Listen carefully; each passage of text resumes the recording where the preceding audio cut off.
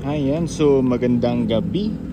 So sa video ito ay pag-uusapan natin yung TDD road quest, yung 6 bulb lights ni TDD So hindi ko na patatagalin at ipapakita ko na sa inyo kung gaano kalakas yung ilaw ni TDD.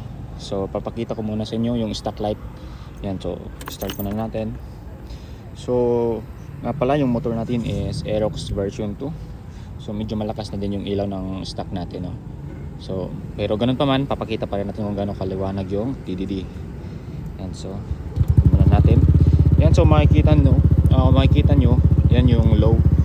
So medyo maliwanag na din yung low natin, Malakas talaga yung ilaw ni Aerox. So ito naman yung high.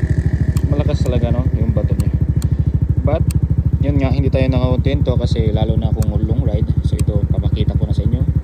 So ito yung TDD road quest.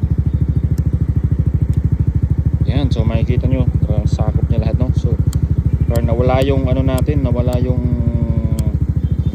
light natin, yung stock light natin. Talagang malakas si TDD. Yan, so makikita nyo talagang maganda to pang long ride. Yan, so yun yung wala. Ito yung may high. Mas lalo na kung may TDD pa na road quest. Yan, so ganito siya ka liwanag. So napaka-imposibleng hindi ka makita sa daan. Yan, kasi ganito siya ka lakas. Yan.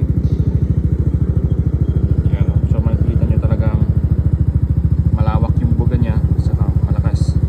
So halos kuha na nyo yung dalawang linya ng road natin. So maganda talaga to pang adventure at saka pang touring. So sa mga mahilig dyan mag Indo Rider, natin na mga katropa, maganda para sa inyo yung road quest.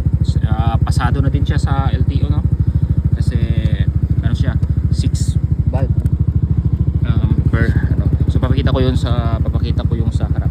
Wait lang. Yan, so ganito naman siya kaliwanag, so sa harap naman ganyan.